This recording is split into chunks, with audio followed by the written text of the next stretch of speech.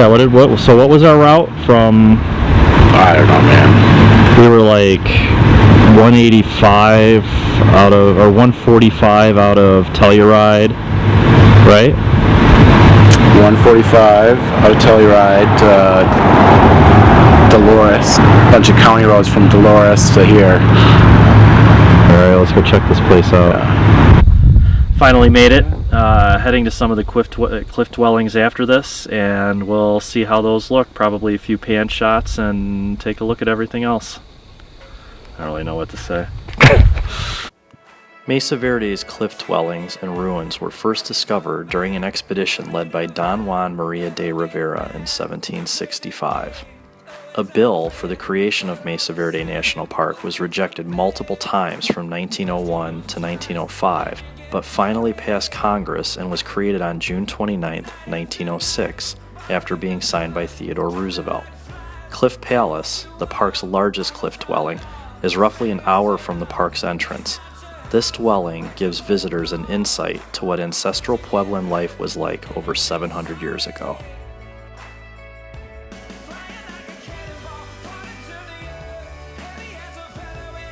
A few weeks prior to our trip, a goose had flown into our drone, causing significant damage. This was the first flight and footage recorded after the repairs. We were in the middle of nowhere, chasing the old Spanish trail and heading into the Abajo Mountains. On arrival to the Abajo Mountains, Rob and I hit the trail and started looking for a campsite since the sun was setting fast. We settled on a semi-secluded spot near Prairie Dog Knoll and North Peak after exploring for a while. Some of the trails are rough, and the mountain is littered with mines from the uranium boom that took place from the late 1940s until the early 60s. After setting up our camp, we were joined by Monticello natives Chance Wakia, Alma Bay, Cameron Keith, and Justice Denny. We were educated on the importance of the Abajo Mountains to Monticello and how recent legislation could have affected their way of life. All we have now, all we got is ranching and farming. Ranching, cattle grazing, like that's all we got. Like that's what we live to off. take that away from us is like taking away our food. It's like taking away, everything we have. Like it's like doing what we did to the natives back in the day. We're gonna fight for what we got here because we're born and raised here. Obama obviously being the superior guy, like he was like, nope. Yeah, he signed a paper without any other questions. He just signed that paper, and that basically put our land in jeopardy. It was like, it's going to turn into a national monument.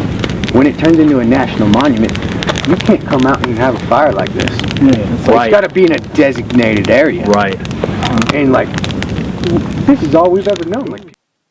All of us talked late into the night while sharing bourbon and elk steaks from last season's hunt. The night air was cold, and a full moon was on the horizon. Rob and I want to thank you for your hospitality and advice for the next day of our expedition. Just breathe.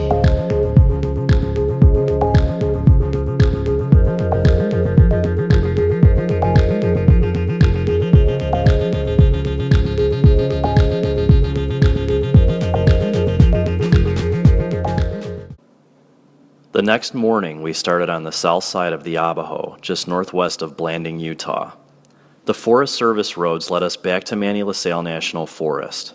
Of course, my morning coffee induced an urgent need to meet nature's call. Nature's toilet.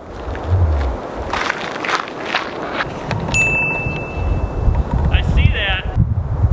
Get it coming out like soft serve ice cream. And Cotton Road. So Manti La-Sal National Forest. We've come up South Cottonwood Road,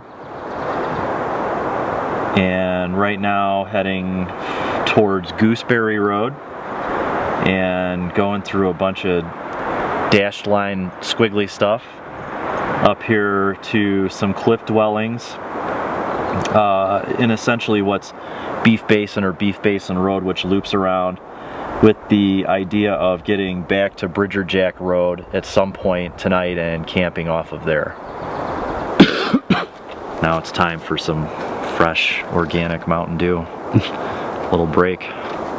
The expanse of Manti La-Sal and Canyon Rim's rec area was astounding. The landscape changed frequently from mountain to desert. Alpine meadows would lead into aspen groves, then back to red rock. The remoteness was both intriguing and eerie. Ancient artifacts and dwellings seemed ubiquitous. We were an 8-hour off-road drive from civilization at our furthest point on this leg of the trip, and the trail was degrading rapidly.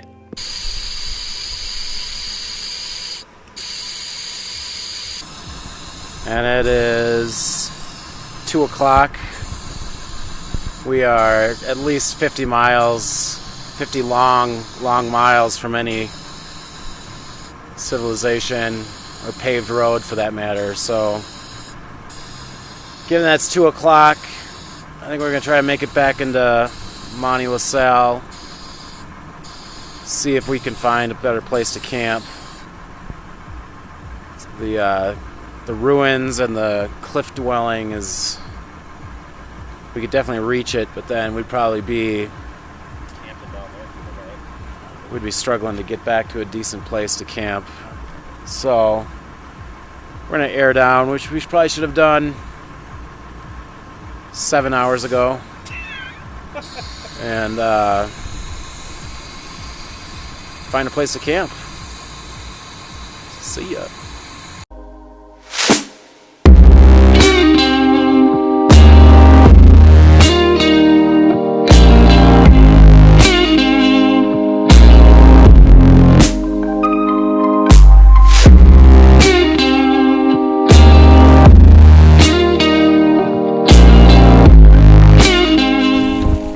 Welcome to Jeff's Kitchen. We've got tonight's menu: Idahoan buttery home-style instant mashed potatoes. A little Johnsonville better with cheddar. Sounds good. Oh, I thought we got the ones with bacon in them. Everything's better with bacon. I didn't see bacon. Bacon cheddar? I thought they had bacon cheddar. Bummer. Better cheddar? I'm sure these are going to taste terrible, but, you know. I think it was Destiny, Fate, that brought us to this spot. That and the fact that we just decided to turn right off of, what is it, Black Bart's Road or something? What was the name of this road? I don't know. It was like Beef Tenderizer Road or... Beef something road. Beef Jerky Road. I don't know. We turned off of that road and we got on that road, and then we got on this road right here, and before I know it, we found a great spot, bunch of firewood, able to make a nice big pile, and got this beautiful cliff looking out over, what was it, Salt Creek Canyon? Salt Basin? Some canyon that's pretty awesome. I mean, considering if you run straight that way and jump off of that tree limb right there, you're going to drop about 1,500 feet. Yeah, definitely a nice site. Going to be a nice night, nice weather. Weather's beautiful, 55 degrees. Probably drops a few degrees when the clouds come through, but yeah, very nice. Oh, I almost forgot our main ingredient. I'll show you. This is our main ingredient. The red wine, so tasty. Yeah, Cayman. That was like the worst interpretation of a Frenchman I think anyone could ever possibly do. Goes well with mashed potatoes and brats. It actually goes well just by itself, but when you throw food in with it, it's extra special. So, yeah. It took 9 long hours to find what was by far the best and most remote campsite that Rob or I have ever seen. We were in Canyon Rim's rec area, and just over the cliff was Canyonlands National Park. After dinner, we started a fire and toasted the day with a beer. The scenery was sublime and the sunset exquisite. Tomorrow, we would arrive in Moab and join the Toyota Land Cruiser Association for Cruise Moab on a night run of Hell's Revenge.